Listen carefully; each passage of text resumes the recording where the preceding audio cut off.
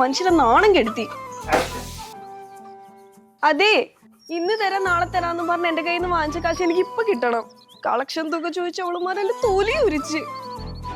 ഇന്നെങ്കിലും കൊടുക്കേണ്ടതായിരുന്നു. പതുക്കെ ഞാൻ പോരാ, ഒരു മിനിറ്റ്.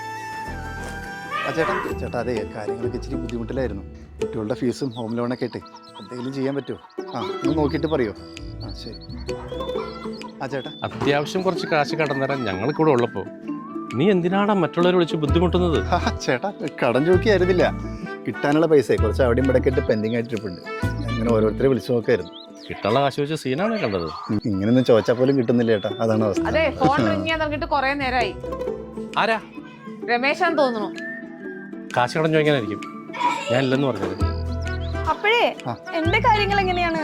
എന്ത് കാര്യം? തൊല പോയാലും ശരി, ഇന്ന് ബാങ്ക് ടൈം തീരുന്നതിന് മുന്നേ എനിക്ക് ആ കാശ് അടച്ചേ പറ്റുള്ളൂ. ദൈവമേ. അതെ, നിഷാദല്ലേ പോണേ? അങ്ങനെ നിങ്ങൾക്ക് പൈസ തരാനുണ്ടെന്നല്ലേ പറഞ്ഞേ? ചോദിച്ചേ. പിന്നെ എന്തോ തിരക്ക് പിടിച്ചാ പോണ തോന്നുന്നുണ്ട്. അതെ, പോയി.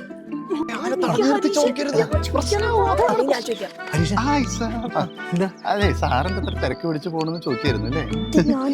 അതെ, അത് നമ്മളിന്നത് കാർ ഡെലിവറി അല്ലേ? ആണോ? അതെടുക്കാൻ പോയാ പുതിയ കാറ്. അടിപൊളി അല്ലേ? ഇപ്പൊ തന്നെ സമയം വൈകി, ഞാൻ ഇറങ്ങട്ടെ.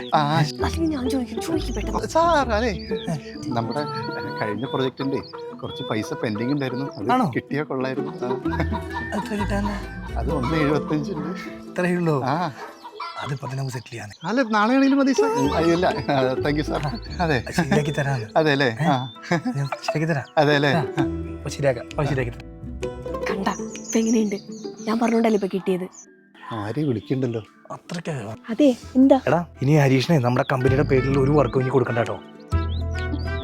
ആടാ, അവൻ പണിയെടുത്തതിന്റെ കാശ് ചോദിക്കണം, അതും എന്നോട്.